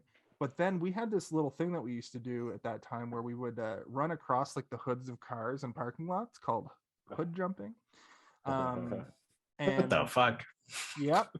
And I got caught. I was patsied, kind of. I was the last one to jump down off a car, and I got like grabbed by a cop, and I had to write a letter. A super insincere letter to the person that owned one of the cars. Just one? Yeah. Got off super easy. That's not too bad. Yeah, he's like, I could make you write 30 letters, but I'm gonna make you write one. But aside from the things that I'm not going to talk about on this like fun podcast that are just like dark shit that I don't want to like reveal. Like killing a frog. Jesus. Yeah, I mean, we got a little back there. Well, the killing the frog thing was just like peer pressure, and the car hopping thing was peer pressure. So like things you wouldn't do now as an adult if somebody asked you to do. Yeah, you would probably think more about it. Is the stuff that keeps me up at night, and then the real dark shit. But Yeah. Well, I mean, we're not going to talk about everybody's got some real dark shit. Nobody wants to reveal it on a podcast unless tune in tomorrow night for the dark side of, hey, did you see this one? I do have a funny in grade 1, I peed my pants. We had this rule where you couldn't go to the bathroom unless you asked. So I had, when you get like the tingly feeling, it's like, ooh, I gotta pee. So I go to the teacher's desk and there's a line up because kids have questions about 2 + 2 or whatever. So I'm waiting in line. And you know how sometimes like when you're like the feeling just goes away? And the feeling went away. So I went having to pee? Yeah. Yeah. If you hold it for long enough. Yeah. Like sometimes when you get just like, not when you get the major feeling, you get like that relief. The little like, ooh, I need to pee in the future. It's not there yet, but it's almost there. Yeah, so you're like a fortune teller, a wizard, if you will. With my because with pooping, it's kind of a similar thing, but when it comes back threefold, and then it exponentially. You don't want to. I have a story about that too, but not as well. Actually, pretty funny, but this one's way funnier. So I go back, sit down, then the feeling comes back. So I go back to the line to wait to ask to use the bathroom. There's a lot of people though, and then the feeling goes away again. I go back and sit down. The feeling comes back. What the fuck is this kid doing? Well, this is he's dancing around over here, skipping and jumping, whirling. Luckily, I don't think any of the kids noticed because the homework must have been really tough. They were all in line waiting for questions. Also, when you're in grade 1, do you remember anything that anyone else was doing? No, you only remember what you were doing. When you're in that's a grade good one, you're point. like an I remember. idiot. Like everyone's a fucking I stupid found idiot. someone's lunch. I forget who it was now. You have a good point, but I did find their lunch. It was right there. Right next to me while I needed to pee. All right, But, so finish I your get piss back. story. You peed your pants, right? So That's how this ends. No, that's not even the best part. It's a pretty good part. I peed someone else's pants. I pissed all over somebody else. They loved it. That's how they developed their piss fetish. Ironically, that's what they would like to have removed on a de-looping situation. All right, Kaylin, I'm sorry. Keep going. Tell us more. No, Tell that's us what more. we're sorry about. You're I'm adding to invested the now. Story. You've It sat would've down and stood up 3 times at this point. What happens? I pissed my pants. Oh, you did. I'm sorry. But wait. The bell for recess goes. I quickly get as far away from my desk as I can. I hear someone in the distance say, "Someone spilt their apple juice." I was like, I laughed because it was the mind of a wrong. child. They just assume it's apple juice. This I really laughed because it was warm, wrong, and I was piss relieved smelling because- apple juice. Smells like ammonia. I don't know. Like apple juice and piss kind of smell similar under the right circumstances. I'm just saying. I disagree. Well, they're not an adult's beer piss, but like if you drink apple juice all day, it's gonna smell like apple juice. I'm down with that. I agree guess, with yeah, that. that's true. So you ran as far away as you And could kids from drink your apple desk, juice. and then so you did piss yourself at the desk, and then ran away from your desk. Yeah.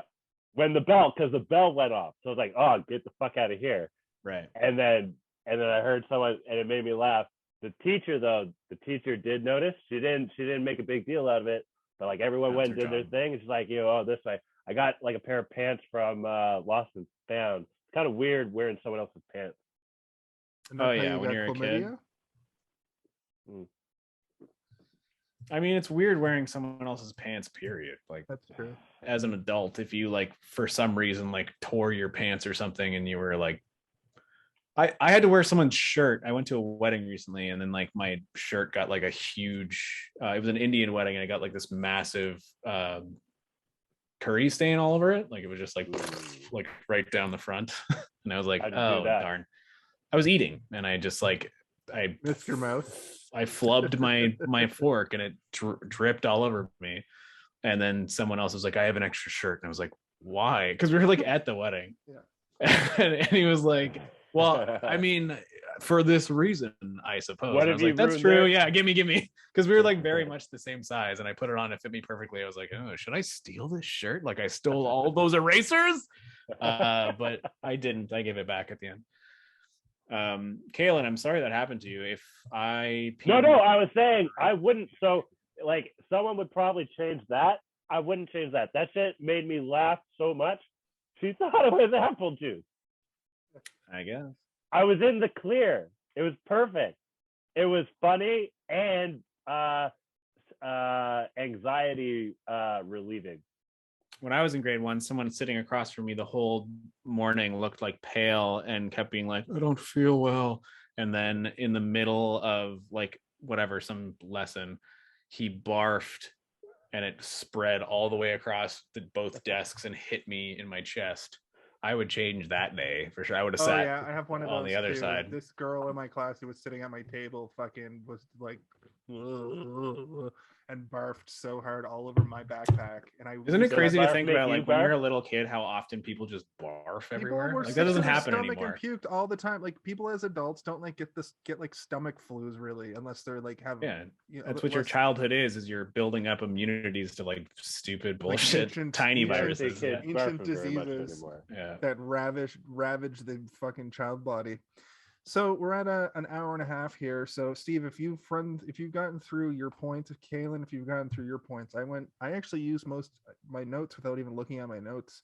I don't know what my notes are even for at this point, because I use everything I see. Here's the Ouroboros of notes. Everything I write down, by writing it down, I'm gonna remember it. But if I don't write it down, I'll have nothing. But I never have to like look at my notes. But if I don't make notes of things, I won't remember it. So, did you guys cover everything? Because I'd like to go into our final thoughts. Yeah, I got sure. a few Let's go. little quick things. Okay, I have one thing. Can I just say it? Hit quick? it. hit it. I like that in this movie, the characters 100% know that they are going to get out of the loop, and they make sure that they say the things that they need to say to certain people within that final loop, similar to The Edge of Tomorrow, where they know they're in the loop but they're all dying saving themselves, which would have been way cooler if they all died.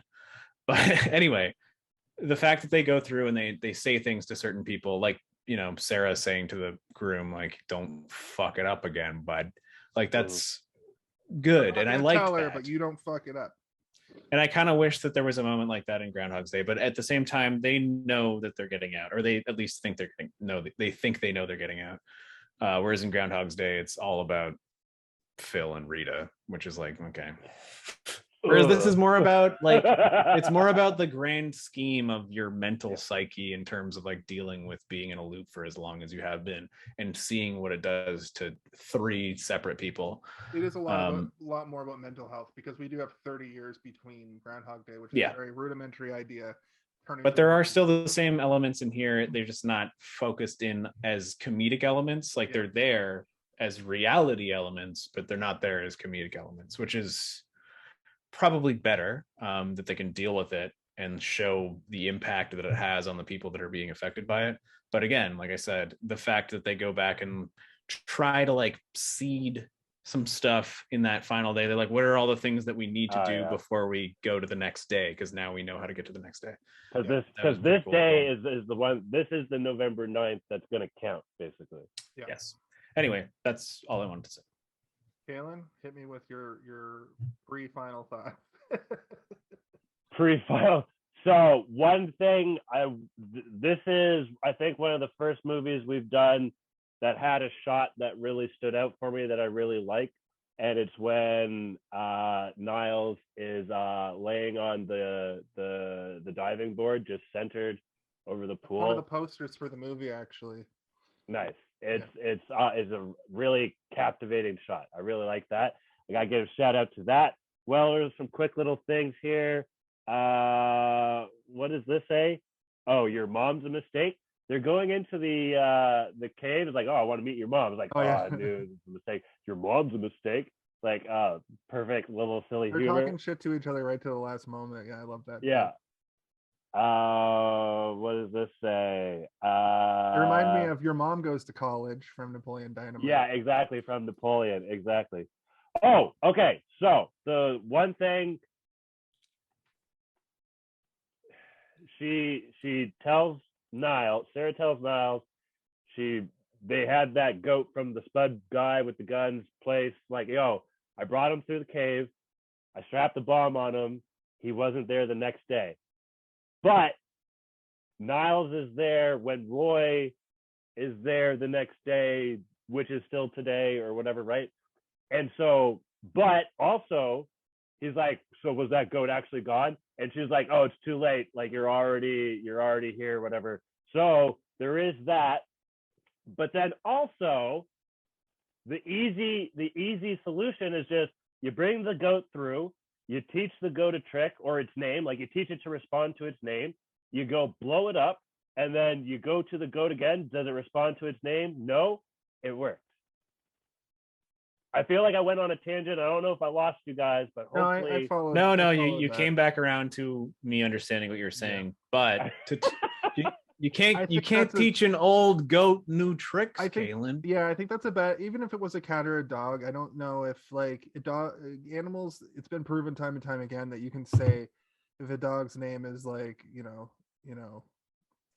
Jasper, and you say Hasper or Jasper or Rah, they'll still look at you, you know, like there's a funny animals TikTok are very the stupid. noise. That's true. There's a funny TikTok so guy, maybe a trick specifically, who goes up to animals and says like the name of the I saw one where he goes up to a cat, says kitty kitty in like 4 different languages, and then when he responds to the Spanish, he's like, a cat's Mexican, and that's like animals. It's not a proven thing. Like those things where you see an animal pressing a button to like say a thing, I think that's mostly just us, mostly just the owner imprinting their own confirmation bias.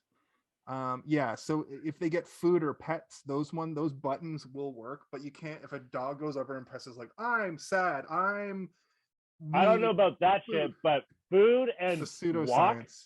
like, because so food, like that's a sound, right? Food, like the sound, like when they woof, their sounds don't, like some of their sounds, like when they whimper and shit, like you don't know exactly what they're saying, but you can link it to kind of a thought or whatever.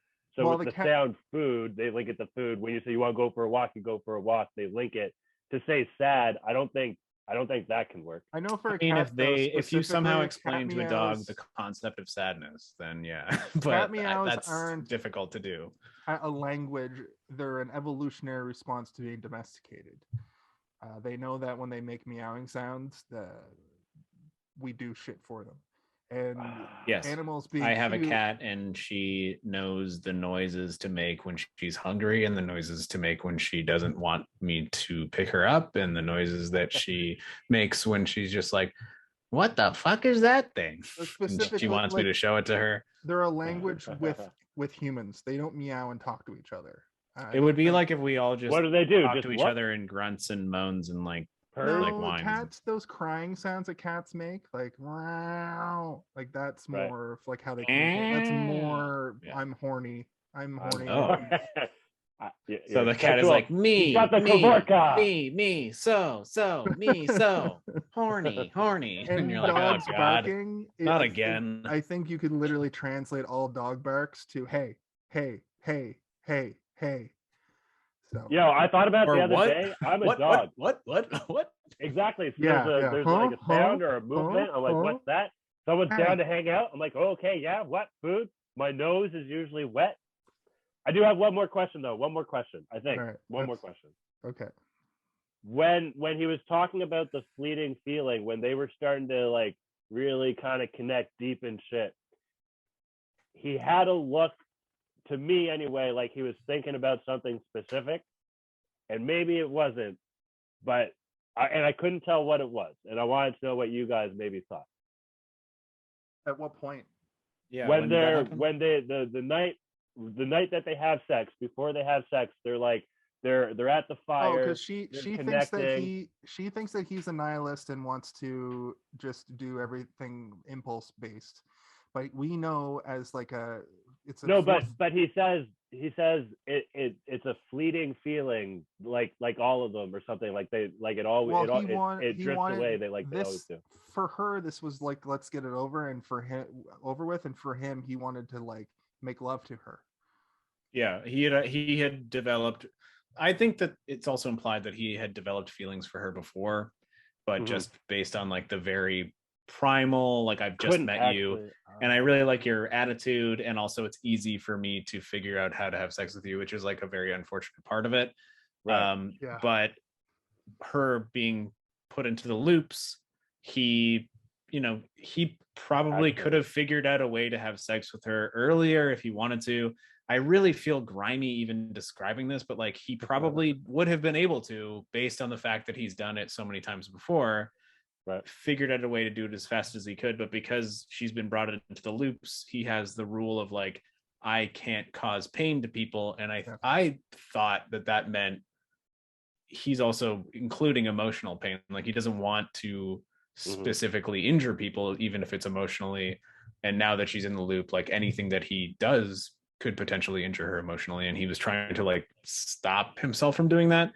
But at the end of the day, like it's a weird, gross thing to even think about. Like somebody who's like basically had a GTA save or whatever that he can just keep going back to try over and over again, and then having that person move beyond the save and being like, hey, I remember what happened in all those saves. You'd be like, oh god. That's so funny Sorry. too, because I'm a video gamer who like specifically tries not to do that. I try to like if I absolutely gonna fuck my game up, I'll reload a save. But I reserve the reloading save thing for like if I'm trying to do a certain type of run in a game I've already played. Yeah, no, I like if I'm playing Mass Effect or something, I usually go through it with Steve intention, where I'm like, I'm gonna play it like Steve would be, and then I go through and then Cyberpunk I'll like go that back right and be now. like, now I'm only good, or now I'm only evil. But like I don't usually have like a huge mixture. Like the Steve run is primarily a pretty good guy with a few renegade decisions here Well, it in makes me there, feel but they're weird not and messed up. In you know? Cyberpunk right now, I'm doing this thing where I try to just stealth through places, but just because it's annoying to fight everybody at once. But when you grab somebody from behind, you can either do non-lethal or murder them. And I was trying to do non-lethal a few times, and that made me feel weirdly, because I was like, Keep going, guys. I'll be back in 2 seconds. If I non-lethal this person, do I like, what does that mean? Anyway, Does that mean I have to non-lethal everybody? It's a total philosophical dumb Yeah. thing. And I think that bleeds over into whenever we bring up the fact that these are kind of like save files. And Well, I that's think what it is, right? Like that's the clearest sort of comparison to modern day analysis is like so many people play video games and they understand what it means to be able to load a save, and that and like, like the Groundhog's Day didn't really have that beforehand, right? Like video games existed at that time, but not to the degree that they do now. And like I remember when I was in high school specifically saving a file in Oblivion, like being like, this is my murder file, and then like going and seeing if I could kill as many people as I could just to see if I could do it. GTA 3, I think, was the first game where you could even really do that. And probably Morrowind, which is from around the Morrowind, yeah, you could kill even like quest giving characters where like you would kill and then like a screen would come up being like, just so you know, you've changed the sands of time and you can no longer ever complete this game. But I remember in Grand Theft Auto 3, you could probably do it in 1 and 2. They just weren't games that everybody played because they were top down. But I remember in GTA 3 having a special save file that I would load and just leave on the TV for if I had friends over. I'd be like, just play this file and you can do whatever you want. And it's got right, yeah, because they all want to go the bananas. Guns, yeah. And you just go nuts. And we're actually trying to run up the numbers in the menu.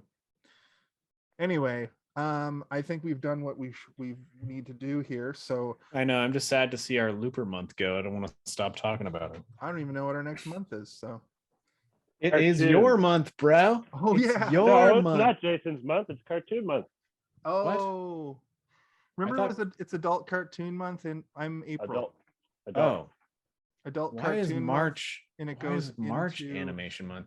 Okay. Remember, well, I wanted to do that's adult because animation and have Park South Park as the last movie, and then I chose animation because I was going to be like animation April, and then you're like, but animation's my birthday month, and I was like, all right, let's switch to March. And I couldn't think of a funny alliteration for. Well, we can talk about this off air, but we've reached the segment of our show that is known as Final Thoughts. I'm going to do it like we did at the top of the show. I'm going to go first because I'm breaking it down. I'm changing the loop. It feels weird on my inside parts. Yeah. And that's what it's meant to do, just like this movie. I love this movie. The first time I watched it, I only gave it a 4. I had to go back and look. And I actually bumped it up to a 4.2 this time. I know that seems insignificant, but it's very rare that I actually go up when I re-rate a movie. And I think it's worth noting that this time watching it, I got a lot more out of it. And I wanted to ask you guys, Steve, I think you only watched it the once. Yes. But Kaylin, you are known on this podcast for watching movies multiple times, and you said you had seen it once. Can you guys not at least twice? I usually do, but I feel like I got everything I needed the first time through. It's rare that I see a movie more than once for this podcast specifically, and this is the second time I've seen it. Kaylin, what was your total watch amount? My total watch for this one? So actually, I had a date night last week, and this movie came up in along the searching or whatever. I was like, hey, what's this? Oh God. Perfect. Playing the role of Andy Samberg, are we? Also doing homework while on a date. Yeah. So to be fair, I told her, was she like, why are you taking notes? I did mention, I think halfway through, or at some point I did mention, I can't remember how it came up, but I was like, because I told her like that I'd like hang out with you guys and do like a little pod thing or whatever, and that we're doing this movie this week. It's like, oh, so she got a little offended. Like, I didn't pick it, it came up. It just happened to be there. But so total watch was that one, but that one didn't really count. It was like, it was on. It Then there counted was- slightly. It's like a half. Yeah. Exactly. I got a little bit of, there is some stuff kind of seeping in. Then I did a watch for myself. Then I did a watch with notes. And then I did a watch yesterday just to refresh again.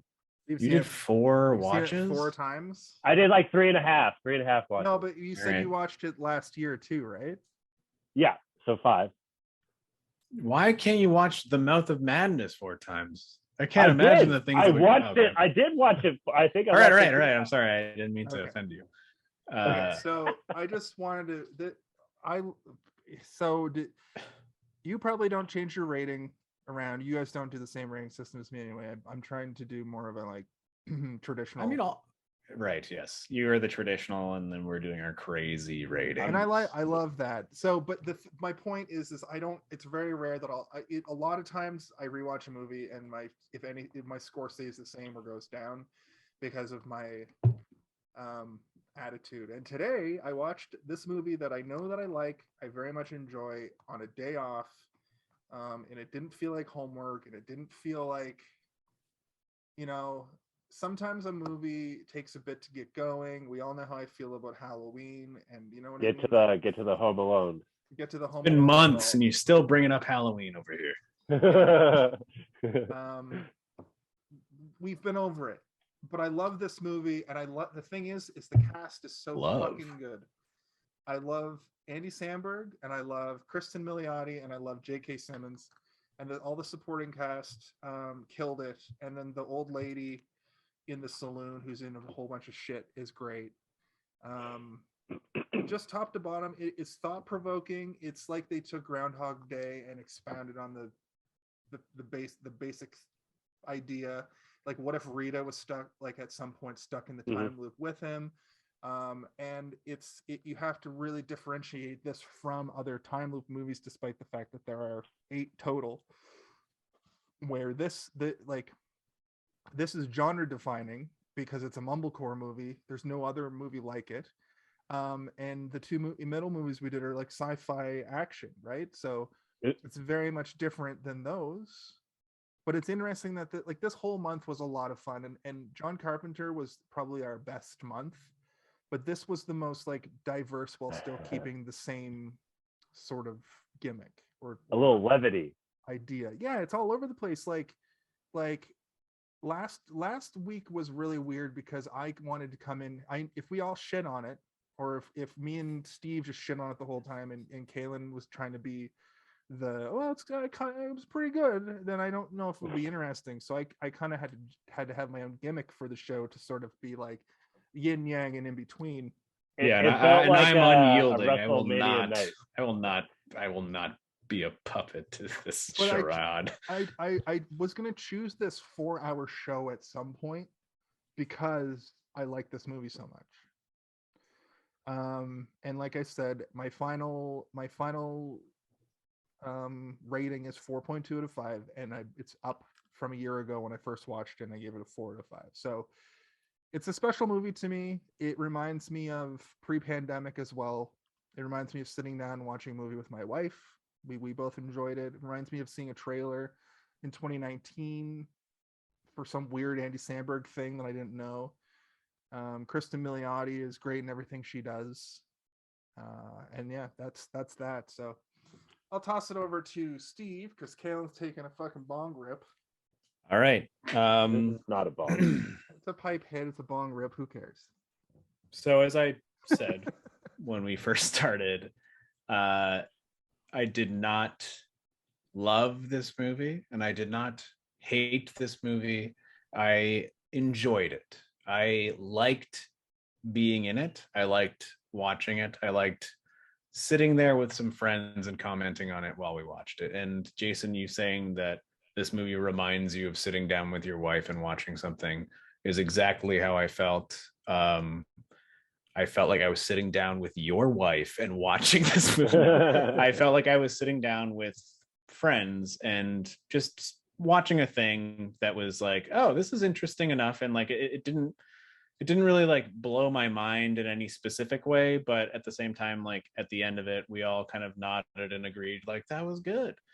I think that this movie is almost like a fine-tuned version of Groundhog's Day, where they take all of the problems with Groundhog's Day and address them, all the questions. Like, you guys had a lot of questions about this one as well, but it almost answered every single question you had about Groundhog's Day, which was like, what if he stays awake past, what if he goes as far as he can outside of the, what if he does, and like they address all of those. And that's why I did bring it up in Groundhog And this Day, is the first one where you guys didn't bring up like, what if they try this kind of stuff, which is, I was like appreciating the fact that they were addressing those things, and I was like, thank God we don't have to talk about my this questions on the for podcast. those other movies come from this movie. I just want to. Oh, okay, interesting.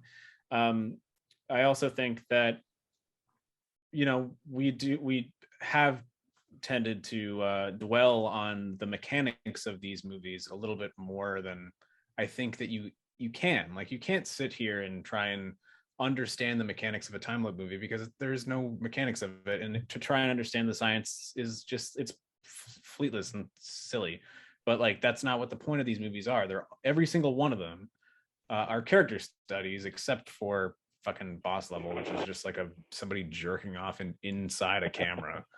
Like, these movies are meant for you to analyze these characters and see how they're broken down or built up through a very insane situation. And I think that this one, because there are three characters that are going through it, you can look at it through three different lenses. And yes, the two main characters are extremely focused and you can understand their mindset. You also find yourself questioning you as a person through them. Not so much J.K. Simmons. He's like, maybe if I was an old man who had a family and was like proficient with ranged weapons, like I would be like, yes, this is exactly how I feel as well. I would barbecue every day. And I don't know. I think that, again, it's like they've tightened up the screws of the comedic approach to it, where they're telling a compelling story that is a drama between two characters, while also exploring human nature, which is always good. I will give this movie one giant cave explosion. A single one. But at the end of the explosion, I come out of the wreckage and I say, I recommend watching this movie. I think that it's good. I don't know. I don't have a ton to say about like the movie overall, other than I think it takes this sort of idea that is difficult to continuously go into. We've gone into it. This is the fourth one, and it's impossible for me to watch this movie without comparing it to the other three. That's something I haven't run into yet in this podcast, is having to compare it to the movie previous, except for maybe our slasher movie month. I feel like we've talked about time loop movies as like a 6 hour breakdown of 4 different movies rather than individual. Like, we just you know what I mean, like each week we took a movie and we tore down the same questions and reached different conclusions. But I think at the end of it all, I see what this movie has done, and I'm like, this movie understands that the loop is not necessarily what you need for the structure. It's the interaction between these characters and their individual mindsets, and you kind of are ping-ponging those back and forth with that as a set piece. Right. Whereas even The Edge of Tomorrow, like that, the whole thing is the loops, right? Like, it gets a little bit interesting once you realize you're being shown things that he's already experienced and you haven't. Whereas this movie is like, no, we want to make sure that you like both of these characters at the end and you want them both to get out. And I think it succeeds. So yeah, a giant explosion with me coming out of the cave, and I have the goat with me, and I say, you should watch this, and the goat goes, and now it's up to you, Kaylin, to take us home. Kaylin, no. Yeah, left you to last. This is the most talkative you've probably ever been in an episode. Who? You. This episode? Yeah. There's a few episodes where I was like super drunk and talked over you guys. No. But like sometimes you're That doesn't count as talking though, because it No. was incoherent and no one could understand it. What I mean is It was mumblecore. you had a you had a lot of good points this week. You have a lot of good points all the time, but sometimes I feel like you get a little lost in me and Steve kind of yelling at each other. But I want you to, this started as mine and your baby, so I don't Not want at all. to It get started as lost you in the sauce. starting to watch movies when lockdowns got heavy, and then you shared your thoughts, and I was like, hey, can I be a I think I was like, can I be a guest or something? I can't remember. I think you asked me to be a guest on my movie reviews that were written. Yeah. Can I do like a guest spot? Like a Caitlin's choice. We could do a pod. We could. I'm very good at podcasting now. I've done hundreds of hours of podcasting. So, go ahead with your final thoughts, there, Cage. Thank you for bringing me along on this journey. I like watching movies, and it's fun to. I've said this before. It's like, so one thing is just being introduced to other movies that maybe I didn't know about. Two, also hearing different perspectives to, what I've just watched. Like, all of these episodes we've done, you guys have said things where I was like, oh yeah, I didn't think about that, or didn't, see it in that kind of light or whatever. This month has been, what do we call it? Loop-uary. Is that not it? Loop-uary. Loop-uary was oh god, who cares? It's over. I'm just referring as like the February's time loop month. This is spoiler alert month. Spoiler alert month is a good way to put it. Yeah. The spoiler barrel. Live, die, repeat. Nah, it's too specific to that movie. Anyway, this month has been. I mean, we've been kind of creating themes for months, which, adding structure definitely helps for sure. But it does kind of create that repetition. But I have found it. We've done a month, so 4 movies of Jason, as you mentioned earlier. So the premise, the gimmick is the same, but they are different genres. The way they incorporate that gimmick in the story that they're telling. And Steve, like you said, what's really at the heart of any good movie is, the story, the characters, their development, the journey they go on. And this is a fun little entertaining, not too heavy, also pokes fun a little bit at Caitlin. I cannot hear you in the Instagram podcast. You cannot. Oh, that's because I got a little alert come up. My apologies. My phone's dying. Am I back? You're back. We didn't lose too much. Just the last 15 seconds. I was saying, what was I saying? You were saying Jason is correct in they're all different genres. I'm correct in these are right, examinations. Character examinations, exactly. This movie, it still does some of the tropes, but it pokes fun at it, like when they do the last speech thing. And I learned what ellipses are. Don't ever, all you folks out there at home, don't ever say you never learned nothing on. Well, we'll save the title for later, but I enjoyed this movie. This will probably be something that if I can find a physical copy, because I think it's streaming only. It's a Hulu. Yeah, it's a Hulu original. Amazon Prime.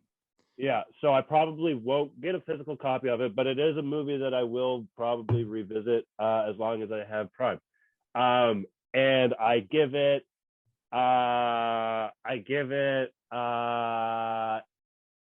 infinite till days of the same day out of a day. I'm not sure if that came out the way I wanted it to, but I think it was a good review. If they're infinite chill days, then that means you're never getting hunted by J.K. Simmons or lit on fire by a crazy person or have to blow up. That does add a little bit of spice. Personally, I could see myself, there'd be days where I'd be like, you know what? I don't really feel like even in real life, you just get down or whatever, low energy, depressed, whatever the fuck it is. You kind of just chill in your bed or whatever, just kind of let things happen. Then you have days where you're motivated, you want to do something, you want to learn something. Like I'm pretty like, even though it's the same day, me myself would still be kind of going through cycles. Yeah. No, yeah, that Kaylin, you brought that up and we kind of glossed over it, but like you probably go through these periods in the time loop where not a whole lot happens. Mm-hmm. You just go through the motions. You just don't even do the thing with the plot, but that doesn't matter because like we're seeing a narrative plot be pushed forward by different things that happen, right? So yeah. That's where I get where Steve comes from, where we dwell a lot on what a lot of these movies we dwell a lot on what are the rules or what are the parameters. But it's fun. Yeah, that's the point of having a podcast. And you know, I guess at this point all I have left to say is for old Steve and Kaylin, I'm Jason. For Jason, for Kaylin, I'm Steven. For Steven and Jason, I'm Kellen. And I have one significant question I have to ask each and every week. And that is, hey, wait, hey, did you see this one? Oh, I forgot I have eyeballs. Hey, did you see this one? Anybody?